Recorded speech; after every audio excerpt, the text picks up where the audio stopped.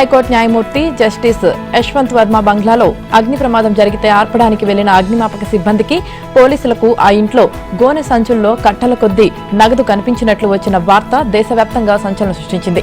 ఈ నెల 14న హోలీ రోజు రాత్రి 11:35 సమయంలో ఈ ప్రమాదం జరగ్గా డబ్బు కట్టలు బయటపడ్డ విషయం 21వ తేదీ దాకా బయటకు రాకపోవడం మిస్టరీగా మారింది. అగ్ని ప్రమాదం జరిగిన సమయంలో న్యాయమూర్తి ఊళ్ళో లేరని సమాచారం. ఆయన కుటుంబ సభ్యులు అగ్నిమాపక కేంద్రానికి ఫోన్ చేయగా సిబ్బంది వచ్చి మంటలను ఆర్పి లోపలకు వెళ్లగా ఒక గదిలో కట్టల నగదు కనిపించిందని, ఆ డబ్బు 15 కోట్ల దాకా ఉంటుందని కొన్ని వర్గాలు తెలపగా దొరికిన డబ్బు 50 కోట్ల రూపాయల దాకా ఉంటుందని మరికొన్ని వర్గాలు చెబుతున్నాయి. వాస్తవంగా ఆ రోజు ఎంత డబ్బు బయటపడిందన్న విషయంపై అధికారిక సమాచారమేమీ లేదు. కాగా జడ్జి ఇంట్లో భారీ ఎత్తున నగదు బయటపడిన విషయాన్ని స్థానిక పోలీసులు ఉన్నతాధికారులకు చేరవేశారని, వారి ద్వారా ఈ విషయం సుప్రీంకోర్టు ప్రధాన న్యాయమూర్తి సంజీవ్ ఖన్నాకు తెలిసిందని చెబుతున్నారు. ఆయన దీన్ని తీవ్రంగా పరిగణించి కొలీజియం సమావేశం నిర్వహించగా జస్టిస్ వర్మను అలహాబాద్ కోర్టుకు బదిలీ చేయాలని ఆ సమావేశంలో ఏకగ్రీవంగా ప్రతిపాదించినట్లు తెలిసింది. అయితే జరిగిన ఘటన తీవ్రత నేపథ్యంలో కేవలం బదిలీతో సరిపెడితే అది న్యాయ వ్యవస్థ ప్రతిష్టను, ప్రజలకు న్యాయ వ్యవస్థపై ఉన్న నమ్మకాన్ని దెబ్బతీస్తుంది కాబట్టి జస్టిస్ వర్మ రాజీనామా కోరాలని కొలీజియంలోని కొందరు సభ్యులు అభిప్రాయపడినట్లు తెలిసింది. ఒకవేళ ఆయన అందుకు నిరాకరిస్తే సీజేఐ ఆయనపై అంతర్గత విచారణ చేపట్టాలని కూడా సూచించినట్లు సమాచారం.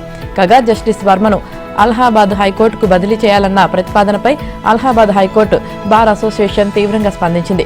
న్యాయమూర్తుల నియామక ప్రక్రియలో ఏదో కొరవడుతోందని, అది అవినీతికి దారితీసి అంతిమంగా ప్రజలకు న్యాయ వ్యవస్థపై నమ్మకాన్ని దెబ్బతీస్తుందని ఆందోళన వెలుబుచ్చింది. మాజీ సీఎం జగన్ చిన్నాన్న వైఎస్ వివేకానందరెడ్డి హత్య కేసు విచారణలో తీవ్ర జాప్యం ఎందుకు జరుగుతోంది? ట్రయల్ ప్రారంభం కాకపోవడానికి కారణాలు ఏంటో సమాధానం చెప్పాలంటూ తెలంగాణ హైకోర్టు సీబీఐకి నోటీసులు జారీ చేసింది. ఈ వ్యవహారంలో నిందితులు సైతం స్పందించాలని స్పష్టం చేసింది. కడప ఎంపీ వైఎస్ అవినాష్ రెడ్డి, ఆయన తండ్రి వైఎస్ భాస్కర్ రెడ్డి, గంగిరెడ్డి, సునీల్ యాదవ్, ఉమాశంకర్ రెడ్డి, దస్తగిరి, శివశంకర్ రెడ్డి, ఉదయ్ కుమార్ రెడ్డిలకు వ్యక్తిగతంగా నోటీసులు పంపేందుకు వివేక కుమార్తె పిటిషనర్ సునీతారెడ్డికి న్యాయస్థానం అనుమతి ఇచ్చింది. వివేక హత్య కేసుకు సంబంధించి నాంపల్లి సీబీఐ కోర్టులో ఇంతవరకు ట్రయల్ ప్రారంభం కాలేదని, ఏడాదిన్నరగా నిందితులకు ప్రాసిక్యూషన్ పత్రాలు కాపీలు అందజేయడం దశలోనే ఉందని పేర్కొంటూ సునీతారెడ్డి గత నెలలో పిటిషన్ దాఖలు చేశారు. ఇది తొలుత న్యాయమూర్తి జస్టిస్ కె లక్ష్మణ్ ఎదుట విచారణకు వచ్చింది. ప్రజాప్రతినిధుల కేసుల్లో విచారణ వేగవంతం చేయాలని ఇప్పటికే నమోదైన సుమోటో పిటిషన్ను చీఫ్ జస్టిస్ నేతృత్వంలోని ధర్మాసనం పర్యవేక్షిస్తున్నందున ఈ వ్యాజ్యాన్ని అక్కడికే బదిలీ చేయాలని న్యాయమూర్తి ఆదేశించారు. సునీతారెడ్డి తరపున న్యాయవాది ఎస్ గౌతమ్ వాదనలు వినిపించారు. సీబీఐ సమర్పించిన హార్డ్ డిస్కుల్లో 13 లక్షల పత్రాలుంటే అవి ఓపెన్ కావడం లేదని నిందితులు అడ్డుపుల్లలు వేస్తున్నారు. రోజుకు కొన్ని చొప్పున సీబీఐ కోర్టులో ఫైళ్లు ఓపెన్ చేస్తున్నారు. ఇది ఇలాగే కొనసాగితే 7 ఏళ్లైనా ట్రయల్ ప్రారంభం కాదని తెలిపారు.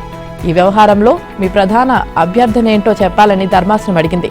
వెంటనే ట్రయల్ ప్రారంభించి 6 నెలల్లో పూర్తి చేయాలని గౌతమ్ కోరారు. వాదనలు విన్న ధర్మాసనం ముందు సీబీఐ ఇతర ప్రతిపాదుల స్పందన తెలుసుకుందామంటూ నోటీసులు జారీ చేసింది.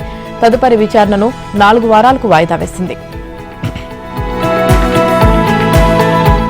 శ్రీవారి 7 కొండల్లో వ్యాపారీకరణను అనుమతించబోమని, వాటి పరిధిలో గత ప్రభుత్వం హోటళ్ల నిర్మాణానికి ఇచ్చిన అనుమతులను రద్దు చేస్తున్నామని ముఖ్యమంత్రి చంద్రబాబు ప్రకటించారు. తన కుటుంబ సభ్యులతో కలిసి నిన్న ఉదయం ఆయన తిరుమల శ్రీవారిని దర్శించుకున్నారు. మనవడు దేవాంశ్ పుట్టినరోజు సందర్భంగా సతీమణి భువనేశ్వరి, కుమారుడు లోకేష్, కోడలు బ్రాహ్మణితో కలిసి సంప్రదాయ వస్త్రాధారణతో వైకుంఠ క్యూ కాంప్లెక్స్ నుంచి ఆలయం దగ్గరకు చేరుకొని స్వామిని దర్శించుకున్నారు. దేవాంశ్ పేరిట ఒకరోజు అన్నప్రసాద కార్యక్రమానికి 44 లక్షల రూపాయలు విరాళంగా అందించారు. మనవడితో కలిసి చంద్రబాబు స్వయంగా భక్తులకు అన్నప్రసాదాలు వడ్డించారు. అనంతరం కుటుంబ సభ్యులతో కలిసి చంద్రబాబు అన్నప్రసాదాలు స్వీకరించారు. ఆ తర్వాత మీడియాతో మాట్లాడారు. తన ప్రథమ ప్రాధాన్యం శ్రీ వెంకటేశ్వర స్వామి అని అన్నారు. 7 కొండలు శ్రీవారి సొంతమని, వాటిని అపవిత్రం చేయకూడదన్నారు. అందువల్లే గత ప్రభుత్వంలో ముంతాజ్, ఏఆర్కే, దేవ్లోక్కు 7 కొండలకు ఆనుకొని ఉన్న ప్రాంతంలో ఇచ్చిన 35.32 ఎకరాల స్థలాన్ని రద్దు చేస్తున్నామన్నారు. వివిధ ప్రాంతాల్లో హోటళ్లు కడుతున్న ఒబెరాయ్ సంస్థ అలిపిరిలో తమ హోటల్ పేరు మారుస్తామని, శాకాహారం మాత్రమే పెడతామని చెప్పినప్పటికీ 7 కొండల ప్రాంతంలో ప్రైవేట్ వ్యక్తులు ఉండకూడదని తేల్చి చెప్పామన్నారు. అవసరమైతే రోడ్డుకు అవతల వైపు నిర్మించుకోవాలని సూచించానని చెప్పారు. ఏపీ టూరిజం పరిధిలోని స్థలాన్ని కూడా టీటీడీకే అప్పజెప్పేలా చర్యలు తీసుకునే ఆలోచన చేస్తున్నామన్నారు. అమరావతిలో ఇటీవల జరిగిన శ్రీవారి కళ్యాణం రాజధానికి నూతన శోభను తెచ్చిందన్నారు. ఈ సందర్భంగా చాలా గ్రామాల్లో ఆలయాలు లేవని, వాటి నిర్మాణం కోసం నూతన ట్రస్ట్ను ఏర్పాటు చేస్తానని తాను నూతన సంకల్పం చేసినట్లు చెప్పారు. శ్రీవాణి ట్రస్ట్కు వచ్చే నిధులను కూడా ఈ నూతన ట్రస్టులో పెడతామన్నారు. ఫీజు రియంబర్స్మెంట్ పథకానికి ఏపీ ప్రభుత్వం భారీ స్థాయిలో నిధులు విడుదల చేసింది. 2024-25 విద్యా సంవత్సరానికి సంబంధించి 600 కోట్ల రూపాయలు విడుదల చేసినట్లు విద్యాశాఖ కార్యదర్శి కోన శశిధర్ నిన్న ఓ ప్రకటనలో తెలిపారు. త్వరలో మరో 400 కోట్ల రూపాయలు విడుదల చేయనున్నట్లు వెల్లడించారు. ఈ విద్యా సంవత్సరంలో ఇప్పటికే 788 కోట్ల రూపాయలు విడుదల చేశామని తెలిపారు. గతంలోని ఫీజుల బకాయిలను కూడా దశలవారీగా చెల్లిస్తామన్నారు. ఫీజుల కోసం విద్యార్థులపై కాలేజీ యాజమాన్యాలు ఒత్తిడి చేయరాదని ఆదేశించారు. తరగతులకు హాజరు కాకుండా నిరోధించడం, హాల్ టికెట్లు నిలిపివేయడం, పరీక్షలు రాయనీయకుండా అడ్డుపట్టడం వంటి చర్యలకు దిగితే కఠినంగా వ్యవహరిస్తామని హెచ్చరించారు. ఏపీలో మత్తు మహమ్మారికి సమాధి కట్టడమే లక్ష్యంగా ఆపరేషన్ గరుడ మొదలైంది. ఎన్ఫోర్స్మెంట్ విభాగాలైన విజిలెన్స్, ఈగల్, డ్రగ్ కంట్రోల్తో పాటు పోలీసులు 100 బృందాలుగా ఏర్పడి నిన్న రాష్ట్ర వ్యాప్తంగా 645 మెడికల్ షాపులు, ఏజెన్సీల్లో తనిఖీలు చేపట్టారు. గంజాయి, డ్రగ్స్ మొదలుకొని మెడికల్ షాపుల్లో విక్రయిస్తున్న నిద్రమాత్రలు, మత్తుమందులు, కాలం చెల్లిన ఔషధాలను గుర్తించారు. శుక్రవారం ఉదయం నుంచి అనేక చోట్ల ఏకకాలంలో నిర్వహించిన తనిఖీల్లో అవకతవకలు పాల్పడుతున్న వారిని గుర్తించి కేసులు నమోదు చేశారు. విజిలెన్స్ డీజీ హోదాలో డీజీపీ హరీష్ గుప్తా ఈ తనిఖీలను పర్యవేక్షించి ఎక్కడికక్కడ చట్టపరమైన చర్యలకు ఆదేశాలిచ్చారు. ఆపరేషన్ గరుడకు నాయకత్వం వహించిన ఈగల్ ఐజీ ఆకే రవికృష్ణ క్షేత్రస్థాయిలో తనిఖీల్లో పాల్గొని 4 విభాగాల బృందాలను సమన్వయం చేశారు. పలు జిల్లాల్లోని మెడికల్ షాపుల్లో ఆల్ఫాజోలం, ట్రెమడాల్ లాంటి మత్తు మందులు వైద్యులు సిఫారసు లేకుండా విక్రయిస్తున్నట్లు గుర్తించామని తనిఖీ బృందాలు విజిలెన్స్ హెడ్ క్వార్టర్స్ కు సమాచారం ఇచ్చాయి. కొన్ని చోట్ల మానసిక రోగులకు విక్రయించాల్సిన మత్తు బిళ్లలను యువతకు అమ్ముతున్నట్లు తెలిసిందన్నారు. ఉమ్మడి కడప జిల్లాతో పాటు కొన్ని చోట్ల రికార్డులు సీజ్ చేశామని రవికృష్ణ తెలిపారు. కాగా నెల్లూరు, ఒంగోలు, అనంతపురం, కడప, నంద్యాల, అనకాపల్లి తదితర ప్రాంతాల్లో వైద్యుల సిఫారసు లేకుండా నిద్రమాత్రల విక్రయాలు జరుగుతున్నట్లు పసిగట్టినట్లు తెలిసింది. Vigilance, police, eagle toll free నెంబర్కు ఎక్కువగా ఫిర్యాదులు వచ్చిన ప్రాంతాల్లో ఈ సోదాలు చేపట్టినట్లు తెలుస్తోంది. వృద్ధులు, వికలాంగులు, ఇతర నిస్సహాయులకు సేవ చేయండి. సేవ చేసిన సమయాన్ని మీ ఖాతాలో దాచుకోండి. మీకు అవసరమైనప్పుడు అంతే సమయాన్ని మీకోసం కేటాయిస్తారు. ఇది టైమ్ బ్యాంక్ ఆఫ్ ఇండియా సరికొత్త డిపాజిట్ స్కీమ్. వృద్ధుల కోసం వినూత్న సేవలందించే టైమ్ బ్యాంక్ ఇండియా కార్యక్రమాలు త్వరలో రాష్ట్రంలో ప్రారంభం కానున్నాయి. ఈ సంస్థ తరపున రాజస్థాన్కు చెందిన పీసీ జైన్ బృందం ప్రభుత్వ అధికారులతో నిన్న భేటీ అయింది. సీఎం చంద్రబాబు ఆలోచనలకు అనుగుణంగా సేవలు అందిస్తామని చెప్పారు. వృద్ధుల్లో ఒంటరితనం పోగొట్టి వారికి సామాజిక అండ లభించాలన్నదే సీఎం ఆలోచన అని అధికారులు తెలిపారు. టైమ్ బ్యాంక్ సేవలను దేశంలోనే మొట్టమొదటిసారి 2019లో సిక్కింలో అమలు చేశారు. ప్రస్తుతం రాజస్థాన్, మధ్యప్రదేశ్, మహారాష్ట్రలోనూ ఉచితంగా సేవా కార్యక్రమాలు చేపడుతున్నారు. ఈ సంస్థ మన రాష్ట్రంలోనూ తమ సేవలు ప్రారంభించేందుకు ప్రణాళికలు సిద్ధం చేసుకుంది. ఇప్పటికే విశాఖను పైలట్ జిల్లాగా తీసుకుని టైమ్ బ్యాంక్ ఆఫ్ ఇండియా తమ సేవలు ప్రారంభించింది.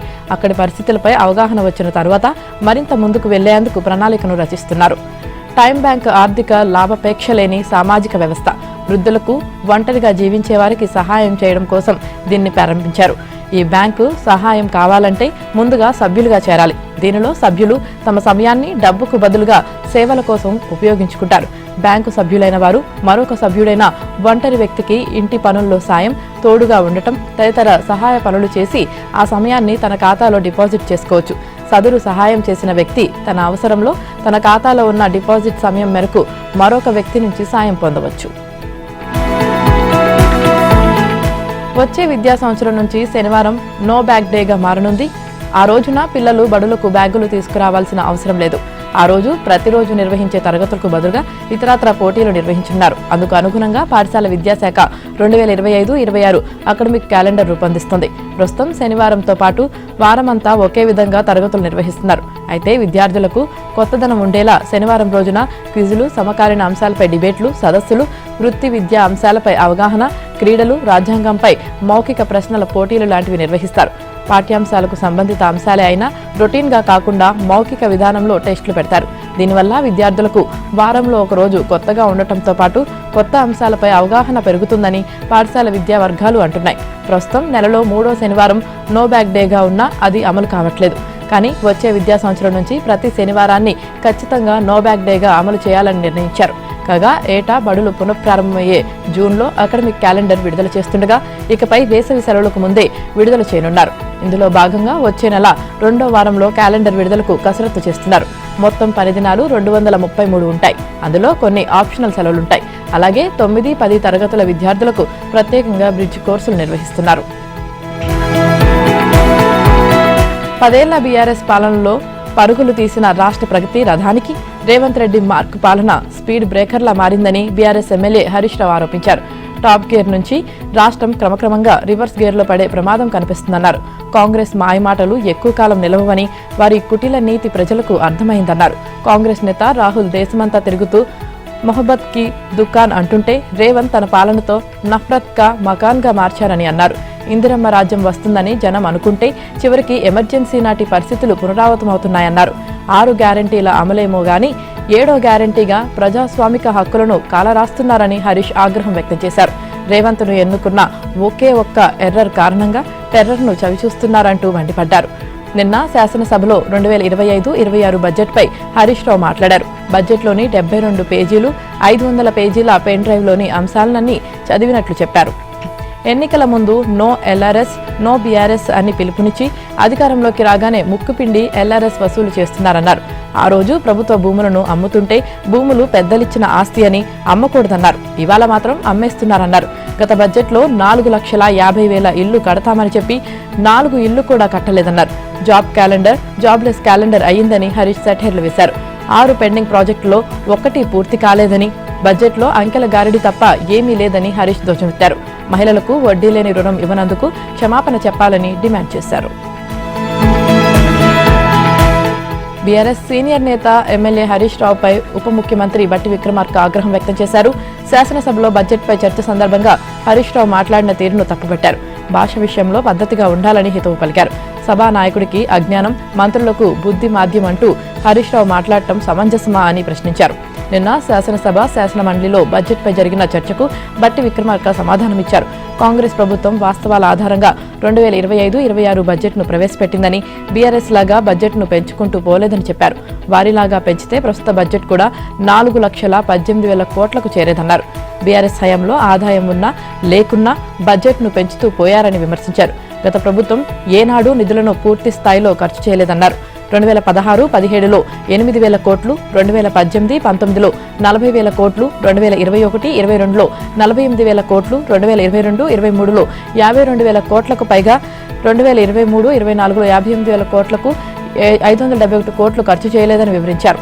ఔటర్ రింగ్ రోడ్ను 30 ఏళ్ల లీజుతో 7,000 కోట్లకు అమ్ముకున్నారని, దొడ్డిదారిన ప్రభుత్వ భూములను విక్రయించారని ఆరోపించారు.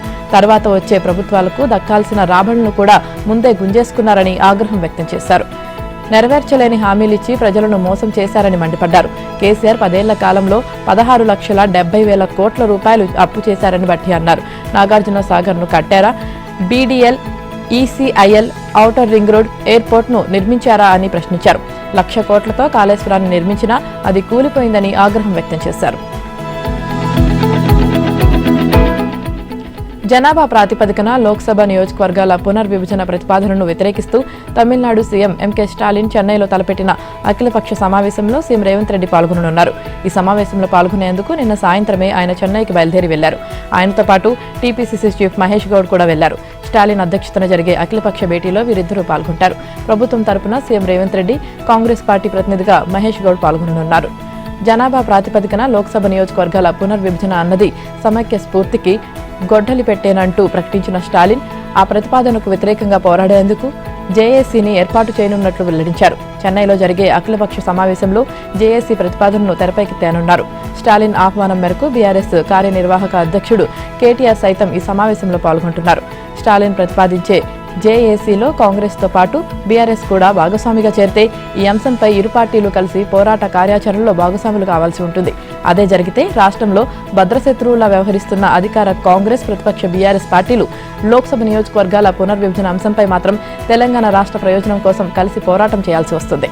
చెన్నై అఖిలపక్ష భేటీలో బీఆర్ఎస్ వర్కింగ్ ప్రెసిడెంట్ కేటీఆర్ పాల్గొననున్నారు. ఇందుకోసం కేటీఆర్తో పాటు నిరంజన్ రెడ్డి, జగదీష్ రెడ్డి, వినోద్ కుమార్ తదితరులు శుక్రవారం చెన్నై బయలుదేరి వెళ్లారు. ప్రస్తుత నియోజకవర్గాల పునర్విభజన విధానం దక్షిణాది రాష్ట్రాల ప్రాతినిధ్యాన్ని బలహీనపరుస్తుందని, ఫలితంగా దేశ ఆర్థికాభివృద్ధిలో కీలక పాత్ర పోషిస్తున్న ఈ రాష్ట్రాలకు తీవ్ర నష్టం జరుగుతుందని కేటీఆర్ అన్నారు. గ్రామీణ ప్రాంతాల మౌలిక సదుపాయాల అభివృద్ధి నిధి కింద తక్కువ వడ్డీకి రుణాలు అందించాలని CM Revanth Reddy NABARD chairman KV షాజీని కోరారు. సూక్ష్మ నీటిపారుదల రంగానికి నిధులు కేటాయించాలని విజ్ఞప్తి చేశారు. నిన్న సీఎం రేవంత్ రెడ్డితో షాజీ భేటీ అయ్యారు. సహకార సంఘాలను బలోపేతం చేయాలని, కొత్తగా మరికొన్ని ప్రాథమిక వ్యవసాయ సహకార సంఘాలను ఏర్పాటు చేయాలని నాబార్డు చైర్మన్ కు విజ్ఞప్తి చేశారు. అలాగే స్వయం సహాయక సంఘాలు, మహిళల కోసం ప్రత్యేక పథకానికి రూపకల్పన చేయాలన్నారు.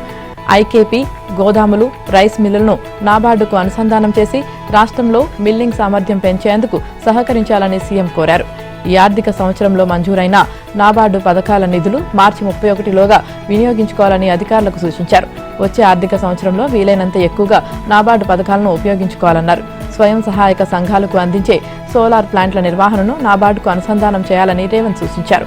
కొత్త పంచాయతీలకు అనుసంధానం పెంచేలా చర్యలు తీసుకోవాలని విజ్ఞప్తి చేశారు. కొత్త జిల్లాల్లో కొన్ని డీసీసీబీలను ఏర్పాటు చేయాలని సీఎంని షాజీ కోరారు. వ్యవసాయ, నీటిపారుదల, తాగునీటి సరఫరా, పాడి పరిశ్రమ అభివృద్ధి, ఆయిల్ పంప్, ఆహార శుద్ధి పరిశ్రమలు, ఉన్నత విద్య, ప్రాథమిక ఆరోగ్య కేంద్రాలు, పశువైద్య కళాశాల, పంట ఉత్పత్తుల సేకరణకు నాబార్డు సాయం చేస్తుందని షాజీ వెల్లడించారు. ఆదాయాన్ని రాబట్టుకోవడమే లక్ష్యంగా కొత్త బార్లకు అనుమతి ఇచ్చేందుకు ఎక్సైజ్ శాఖ ఉన్నతాధికారులు కసరత్తు చేస్తున్నారు. జనాభాతో పాటు రాబడి ఎక్కువగా ఉన్న ప్రాంతాలను ప్రాతిపదికగా తీసుకుని అనుమతులు ఇవ్వనున్నారు. ఈ మేరకు త్వరలో నోటిఫికేషన్ జారీ చేసే అవకాశం ఉంది. రాష్ట్ర వ్యాప్తంగా 70కి పైగా కొత్త బార్లు వచ్చే అవకాశం ఉందని ఆ శాఖ అధికారులు అంచనా వేస్తున్నారు. అలాగే ఎలైట్ బార్లకు అనుమతులు ఇవ్వడంతో పాటు మైక్రో బ్రూవరీల సంఖ్యను పెంచాలని ఎక్సైజ్ శాఖ యోచిస్తుంది. రాష్ట్ర వ్యాప్తంగా ప్రస్తుతం 1171 బార్లు ఉండగా వీటిలో సగం వరకు హైదరాబాద్, సికింద్రాబాద్లోనే ఉన్నాయి. ఇవి కాకుండా 89 ఎలైట్ బార్లు హైదరాబాద్, శంషాబాద్, జూబ్లీహిల్స్, బంజారాహిల్స్, మాధాపూర్ వంటి ప్రాంతాల్లో 55 పబ్లు కొనసాగుతున్నాయి. గత ఏడాది 2024-25లో ఎక్సైజ్ శాఖ నుంచి 25,617 కోట్ల 53,000 ఆదాయం లక్ష్యం నిర్దేశించినా చేరుకోలేకపోయింది. అయితే ఈ ఏడాది 27,623 కోట్ల 36,000 రాబట్టాలని ప్రభుత్వం నిర్ణయించింది. ఈ క్రమంలోనే కొత్త బార్లకు అనుమతులు ఇచ్చే దిశగా ఎక్సైజ్ శాఖ అడుగులు వేస్తుంది. బీఆర్ఎస్ ప్రభుత్వ హయాంలో చివరిసారిగా 2021 ఫిబ్రవరి మొదటి వారంలో కొత్త బార్ల ఏర్పాటుకు అవకాశం కల్పించారు. ఆ తర్వాత ఇప్పుడే తాజాగా కొత్త బార్ల ఏర్పాటుకు దరఖాస్తులు ఆహ్వానించబోతున్నారు. త్వరలోనే నోటిఫికేషన్ జారీ చేసి 2 నెలల్లో కొత్త బార్లు ఏర్పాటయ్యేలా చర్యలు తీసుకోనున్నారు. అలాగే ఎలైట్ బార్లకు అనుమతులు ఇచ్చే విషయాన్ని పరిశీలిస్తున్నారు. ఇందుకోసం రెగ్యులర్ లైసెన్స్ ఫీజు కంటే 25% అదనంగా చెల్లించాల్సి ఉంటుంది. ఉదాహరణకు ఒక బార్ లైసెన్స్ ఫీజు 40 లక్షల రూపాయలు ఉంటే ఎలైట్ బార్కు 50 లక్షల రూపాయలు చెల్లించాలి. గతంలో ఎలైట్ బార్ల ఏర్పాటుకు ఎప్పుడు పడితే అప్పుడు అనుమతి ఇచ్చేవారు. గత ప్రభుత్వంలో కొందరికి మాత్రమే అనుమతులు ఇచ్చి ఆ తర్వాత ఇవ్వలేదు. తాజాగా వీటికి అనుమతులు ఇచ్చేందుకు కసరత్తు జరుగుతుంది. తెలంగాణలోని పలు జిల్లాల్లో నిన్న ఈదురుగాలులతో వర్షం పడింది. ఉమ్మడి కరీంనగర్ జిల్లాతో పాటు మంచిర్యాల, కొమరంభీం, ఆసిఫాబాద్ జిల్లాలో నిన్న సాయంత్రం పలు చోట్ల గాలివానతో వర్షం కురిసింది. గాలి తీవ్రతకు వృక్షాలు, విద్యుత్ స్తంభాలు నేలకూలి పలు చోట్ల విద్యుత్ సరఫరా నిలిచిపోయింది. కొమరంభీం, ఆసిఫాబాద్ జిల్లా కాగజ్ నగర్ పట్టణంలోని నౌగాం బస్తీలో ఇంటి గోడ కూలి దౌలత్ అనే వృద్ధుడు మృతి చెందాడు. కరీంనగర్ జిల్లాలోని పలు చోట్ల నిన్న సాయంత్రం భారీ వర్షం కురిసింది. చంపదండి వ్యవసాయ మార్కెట్లో రైతులు తీసుకువచ్చిన మక్కలు తడిసిపోయాయి. రాజన్న సిరిసిల్ల జిల్లాలో పలు చోట్ల వర్షం కురిసింది. పెద్దపల్లి జిల్లాలోనూ వర్షం కురిసింది. జగిత్యాల జిల్లాలోని కొన్ని మండలాల్లో వడగళ్ల వాన కురిసింది. మామిడికాయలు నేల రాలిపోయాయి. పొట్ట దశలో ఉన్న వరి పంట నేలవాలింది. కొమరంభీం, ఆసిఫాబాద్ జిల్లాలో శుక్రవారం సాయంత్రం ఈదురుగాలులతో వర్షం కురిసింది. పలు చోట్ల భారీ వృక్షాలు నేలకొరిగాయి. విద్యుత్ వైర్లు తెగిపడ్డాయి. కాగజ్ నగర్ పట్టణంలోని ఫారెస్ట్ కార్యాలయం నుంచి ఎస్పీఎం గేటు వరకు చెట్లు విరిగిపడటంతో వాహనదారులు ఇబ్బందులు పడ్డారు. ఉమ్మడి నిజామాబాద్ జిల్లాలోని పలు ప్రాంతాల్లో శుక్రవారం అకాల వర్షం పడింది. కామారెడ్డి జిల్లాలోని పలు ప్రాంతాల్లోనూ వర్షం పడింది. లింగంపేట మండలం పోతాయిపల్లి, లింగంపల్లి గ్రామాల్లో పిడుగుపాటుకు 2 గేదెలు, 3 మేకలు మృతి చెందాయి. నిజామాబాద్ జిల్లా వ్యవసాయ మార్కెట్ యార్డుకు రైతులు తీసుకువచ్చిన పసుపు బస్తాలు వర్షానికి తడిసి ముద్దగా మారాయి. మెదక్ ఉమ్మడి జిల్లాలో శుక్రవారం సాయంత్రం అక్కడక్కడ వర్షం కురిసింది. మెదక్ జిల్లా కేంద్రంలో పిడుగుపాటుకు బిల్డింగ్ పెచ్చులు ఊడి ఓ చిన్నారి గాయపడింది. హైదరాబాద్లో కూడా పలు ప్రాంతాల్లో భారీ వర్షం వర్షం కురిసింది. జూబ్లీహిల్స్, బంజారాహిల్స్, ఫిలింనగర్, షేక్పేట్లో ఈదురుగాలతో కూడిన వర్షం కురిసింది. షేర్లింగంపల్లి, మాదాపూర్, జీడిమెట్ల, గచ్చిబౌలి, హైటెక్ సిటీ, కొండాపూర్, రాయదుర్గం, గోల్కొండ, మణికొండ, అత్తాపూర్, రాజేంద్ర నగర్లో ఉరుములతో కూడిన వర్షం పడింది. దీంతో పలు ప్రాంతాల్లో విద్యుత్ సరఫరాకు తీవ్ర అంతరాయం ఏర్పడింది. ఇవాళ రేపు మోస్తారు నుంచి భారీ వర్షాలు పడతాయని ఐఎండీ తెలిపింది. బెట్టింగ్ యాప్ల ప్రచారం వ్యవహారంలో పోలీసుల దర్యాప్తు ముమ్మరంగా సాగుతుంది. హైదరాబాద్లోని మియాపూర్ పోలీస్ స్టేషన్లో 25 మంది ప్రముఖ సినీ, టీవీ నటులు, యూట్యూబర్లపై కేసులు నమోదైన నేపథ్యంలో వారికి మరో 24 గంటల్లో నోటీసులు ఇచ్చేందుకు పోలీసులు సిద్ధమవుతున్నారు. అంతకుముందు పంజాగుట్ట పోలీస్ స్టేషన్లో నమోదైన మరో కేసులో 11 మంది ఉండగా వారిలో 8 మంది మియాపూర్ కేసులోని వారేనని పోలీసులు తెలిపారు. సినీ నటులతో బెట్టింగ్ యాప్ల అగ్రిమెంట్లపై ఇప్పటికే దాదాపు 15 బెట్టింగ్ యాప్ సంస్థలను గుర్తించారు. 2 చోట్ల కేసులు నమోదైన వారి విషయంలో ఎలా ముందుకెళ్లాలన్న దానిపై కూడా పోలీసులు న్యాయ నిపుణులతో చర్చిస్తున్నారు. ఇక పంజాగుట్ట పిఎస్లో కేసులు నమోదైన నిందితులకు ఇప్పటికే విచారణకు హాజరు కావాలంటూ నోటీసులు ఇచ్చారు. ఇప్పటి వరకు టేస్టీ తేజ, కానిస్టేబుల్ కిరణ్ గౌడ్, విష్ణుప్రియ, రీతూ చౌదరి విచారణకు హాజరయ్యారు. మిగతా వారు అజ్ఞాతంలోకి వెళ్లినట్లు సమాచారం. మరోవైపు బెట్టింగ్ యాప్ల వ్యవహారంలో ఈ నెల 24న పోలీసుల ముందు హాజరవ్వాలని యాంకర్ శ్యామలను తెలంగాణ హైకోర్టు ఆదేశించింది. బెట్టింగ్ యాప్ కేసుతో తనకు ఎలాంటి సంబంధం లేదని, పంజాగుట్ట పోలీసులు తనపై నమోదు చేసిన కేసు కొట్టివేయాలని ఆమె హైకోర్టులో క్వాష్ పిటిషన్ దాఖలు చేశారు. దీనిపై విచారణ చేపట్టిన ధర్మాసనం పిటిషనర్కు బిఎన్ఎస్ 35 సిఆర్పిసి 41A కింద నోటీసు ఇవ్వాలని పోలీసులకు స్పష్టం చేసింది. భవన నిర్మాణ అనుమతులు వేగంగా ఇచ్చేందుకు గాను తెలంగాణ ప్రభుత్వం రూపొందించిన బిల్డ్ నౌ సేవలు హైదరాబాద్ మహానగర పాలక సంస్థలో అందుబాటులోకి వచ్చాయి. అధునాతన విధానాన్ని సీఎం రేవంత్ రెడ్డి ప్రారంభించిన నేపథ్యంలో జీహెచ్ఎంసీ వెబ్సైట్లో భవన నిర్మాణ అనుమతులకు దరఖాస్తు చేసుకునే అవకాశాన్ని నిన్నటి నుంచి కల్పించారు. విస్తరిత హెచ్ఎండిఏలో ఏప్రిల్ మొదటి వారంలో దీన్ని అందుబాటులోకి తీసుకురావాలని భావిస్తున్నారు. అనంతరం రాష్ట్ర వ్యాప్తంగా దశల వారీగా అమలు చేయనున్నట్లు అధికార వర్గాలు వెల్లడించాయి.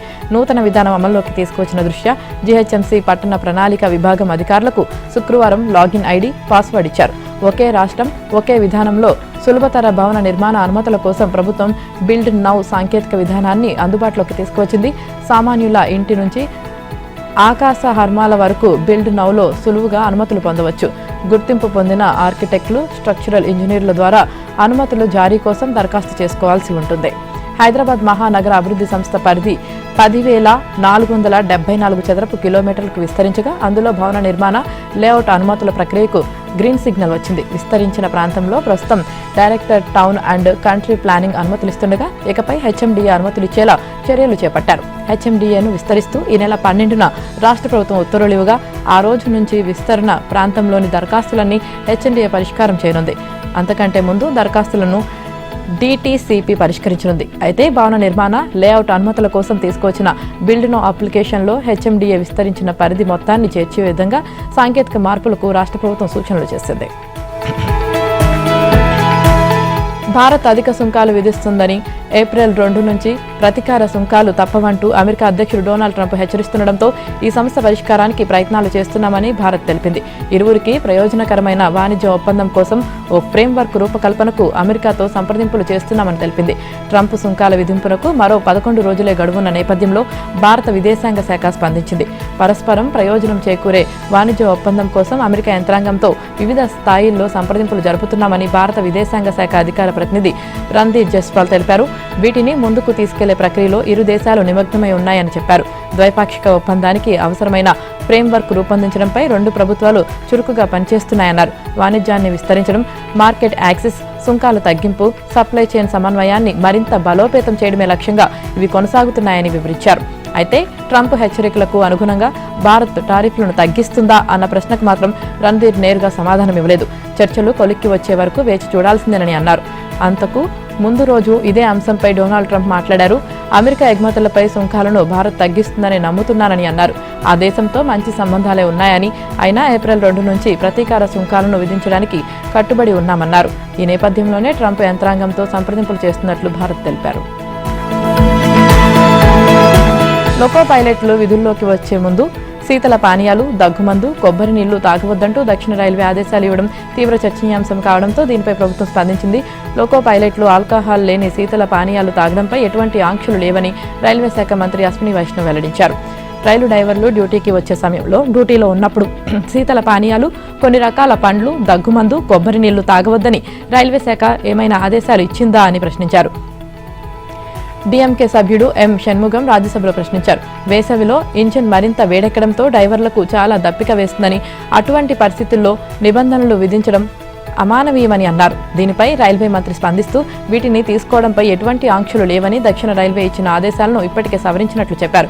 డ్యూటీకి వచ్చే లోకో పైలట్లకు చేసిన శ్వాస పరీక్షలో ఎక్కువ మంది మద్యం సేవిస్తున్నట్లు ఫలితాలు రావడం రైల్వే శాఖను కలవరపాటుకు గురిచేసింది. అయితే తదనంతరం వారికి నిర్వహించిన రక్త పరీక్షల్లో ఆల్కహాల్ శాతం 0గా నిర్ధారణ అయింది. అయితే శీతల పానీయాలు, దగ్గుమందు, నోటి శుభ్రత స్ప్రేలు ఉపయోగిస్తున్నామని అనేక మంది చెప్పడంతో ఆ ఫలితాలకు అవే కారణమై ఉండవచ్చని భావించారు. ఈ క్రమంలోనే కొన్ని రకాల పానీయాల వినియోగంపై దక్షిణ రైల్వేలోని తిరువనంతపురం డివిజన్ సర్క్యులర్ ఇవ్వడం వివాదాస్పదమైంది. దీనిపై లోకో పైలట్ల నుంచి తీవ్ర నిరసన వ్యక్తం కావడంతో చివరకు దాన్ని ఉపసంహరించుకుంది. రాజకీయంగా లబ్ధి పొందేందుకు, అవినీతిని దాచిపెట్టేందుకు కొన్ని పార్టీలు భాషా అంశాన్ని వివాదం చేస్తున్నాయని కేంద్ర హోంమంత్రి అమిత్ షా ఆగ్రహం వ్యక్తం చేశారు. భాష పేరిట ఇప్పటికే దేశంలో చాలా వరకు విభజన వచ్చిందని, ఇకపై ఎంత మాత్రం జరగబోదన్నారు. హిందీ ఏ భాషకు పోటీ కాదని, అన్ని భాషలకు సోదర భాష అని అన్నారు. ఈ మేరకు రాజ్యసభలో ఆయన వివిధ అంశాలపై సుదీర్ఘంగా మాట్లాడారు. తమిళనాడులోని డీఎంకే ప్రభుత్వానికి, కేంద్ర ప్రభుత్వానికి మధ్య జాతీయ విద్యా విధానం, త్రిభాషా అంశంపై వివాదం నెలకొన్న వేళ ఆయన ఈ వ్యాఖ్యలు చేశారు. కొన్ని పార్టీలు తమ సొంత రాజకీయ ప్రయోజనాల కోసం భాషా అంశాన్ని వివాదం చేస్తున్నాయని అమిత్ షా మండిపడ్డారు. మరి అవినీతిని దాచుకునేందుకు ప్రయత్నిస్తున్నాయన్నారు. దేశంలోని అన్ని భాషలు దేశానికి ఓ నిధి లాంటివన్నారు. హిందీ కూడా ఇతర భాషలకు సోదర భాషే అని అమిత్ షా అన్నారు. భాష పేరిట విభజన తీసుకువచ్చేందుకు చేపట్టే చర్యలేవి ఫలించవన్నారు. మోదీ ప్రభుత్వం రాజ్యసభ విభాగాన్ని ఏర్పాటు చేసిందని చెప్పారు. తెలుగు, తమిళం, పంజాబీ, అస్సామీ ఇలా అన్ని భాషలను ప్రాచుర్యం కల్పించడం దీని ముఖ్య ఉద్దేశమని వివరించారు. దక్షిణాది భాషలకు కేంద్ర ప్రభుత్వం వ్యతిరేకమని కొందరు దుష్ప్రచారం చేస్తున్నారని అమిత్ షా మండిపడ్డారు. అలాగైతే తాను గుజరాత్ నుంచి, నిర్మలా సీతారామన్ తమిళనాడు నుంచి ప్రభుత్వంలో మంత్రులుగా ఎలా ఉన్నామని ప్రశ్నించారు. ఇంజనీరింగ్, మెడికల్ విద్యను తమిళంలో అందించాలని తమిళనాడు ప్రభుత్వానికి గత 2 ఏళ్లుగా కోరుతున్నానని, దానివల్ల వారి ఆర్థిక ప్రయోజనాలు నెరవేరవని భయపడుతున్నారని డీఎంకేని ఉద్దేశిస్తూ అన్నారు. తాము అధికారంలోకి వస్తే మెడికల్, ఇంజనీరింగ్ విద్యను తమిళ భాషలోనే అందిస్తామన్నారు. కర్ణాటకలో మంత్రులతో పాటు అనేక మంది ముఖ్య నేతలే లక్ష్యంగా కొనసాగుతున్న హనీ ట్రాప్ వ్యవహారం తీవ్ర దుమారం రేపుతుంది. జాతీయ స్థాయి నేతలు సహా 48 మంది రాజకీయ నాయకులు ఇందులో బాధితులుగా ఉన్నారంటూ ఓ మంత్రి చేసిన వ్యాఖ్యలు సంచలనం సృష్టించాయి. దీనిపై నిన్న కర్ణాటక అసెంబ్లీ దద్దరిల్లింది. సమావేశాల వేళ ప్రతిపక్ష బీజేపీ నేతలు ఈ అంశాన్ని లేవనెత్తడంతో తీవ్ర గందరగోళ వాతావరణం ఏర్పడింది. దీంతో సభా కార్యక్రమాలకు అడ్డుపడిన 18 మంది బీజేపీ ఎమ్మెల్యేలపై సస్పెండ్ చేస్తూ తీర్మానం చేశారు. వీరిపై 6 నెలల పాటు వేటు వేస్తున్నట్లు స్పీకర్ తెలిపారు. సంచలనంగా మారిన హనీ ట్రాప్ వ్యవహారాన్ని బీజేపీ నేతలు అసెంబ్లీలో లేవనెత్తారు. దీనిపై సీబీఐ దర్యాప్తు చేయాలని వారు డిమాండ్ చేశారు. హనీ ట్రాప్పై విచారణను పక్కన పెట్టి ప్రభుత్వం ముస్లిం కోటా బిల్లును పాస్ చేయడాన్ని విమర్శిస్తూ స్పీకర్ వద్దకు వెళ్లి నిరసన తెలిపారు. భాజపా నేతల తీరుపై రాష్ట్ర ముఖ్యమంత్రి సిద్ధరామయ్య ఆగ్రహం వ్యక్తం చేశారు. ఒకసారి కేసు నమోదై దర్యాప్తు ప్రారంభమైతే హనీ ట్రాప్లో ఎవరి ప్రమేయం ఉన్నట్లు తేలినా వారిపై కఠిన చర్యలు తీసుకుంటామన్నారు. ఇక సస్పెన్షన్ ఉత్తర్వుల ప్రకారం వేటుకు గురైన సభ్యులు అసెంబ్లీ హాల్, లాబీ, గ్యాలరీలోకి ప్రవేశించకూడదు. వారు ఏ స్టాండింగ్ కమిటీ సమావేశాల్లో పాల్గొనకూడదు. అసెంబ్లీ ఎజెండాలో వారి పేర్లతో ఎలాంటి అంశం లిస్టు కాకూడదు. ఈ సమయంలో వారికి రోజువారీ భత్యాలు కూడా అందవు. ఇక సస్పెండ్ అయిన ఎమ్మెల్యేలను మార్షల్స్ బలవంతంగా బయటకు తరలించారు. ఏళ్లుగా వన్నె తరగని ఇండియన్ ప్రీమియర్ లీగ్ ఐపీఎల్ 18వ సీజన్కు నేడు తెరలేవనుంది. దాదాపు 2 నెలల పాటు ఉర్రూతలూగించే ఈ లీగ్ మే 25న ఫైనల్తో ముగుస్తుంది. 10 జట్లు మొత్తంగా 74 మ్యాచ్లు ఆడబోతున్నాయి. శనివారం నాటి ప్రారంభ మ్యాచ్లో defending champion Kolkata night riders జట్టుతో రాయల్ ఛాలెంజర్స్ బెంగళూరు తలపడనుంది. గత సీజన్ల మాదిరిగా కాకుండా ఈసారి మాత్రం ఐపీఎల్ అభిమానులకు కాస్త భిన్నంగా కనిపించనుంది. ఎందుకంటే కొన్నేళ్లుగా అలవాటు పడిన జట్లకు కాకుండా వేలం కారణంగా చాలా మంది ఇతర ఫ్రాంచైజీల తరపున బరిలోకి దిగనున్నారు. అలాగే ఇప్పటికే కొనసాగుతున్న నిబంధనలకు తోడు మరికొన్నిటిని జత చేశారు. ముఖ్యంగా ఈ సీజన్ నుంచి బంతికి ఉమ్మి రాయడంపై ఉన్న నిషేధాన్ని ఎత్తివేయడంతో పేసర్లు అత్యంత ప్రభావం చూపే అవకాశం ఉంది. మంచు ప్రభావాన్ని ఎదుర్కొనేందుకు అంపైర్ల అంగీకారంతో బంతిని మార్చే వెసులుబాటు కూడా ఉంది. అలాగే ఎత్తు, వైడ్లు, అప్ స్టంప్లు, వైడ్లను తేల్చేందుకు DRS ను వినియోగించనున్నారు. ఈ మార్పులన్నీ కూడా మ్యాచ్లను రసవత్తరంగా మార్చేవి.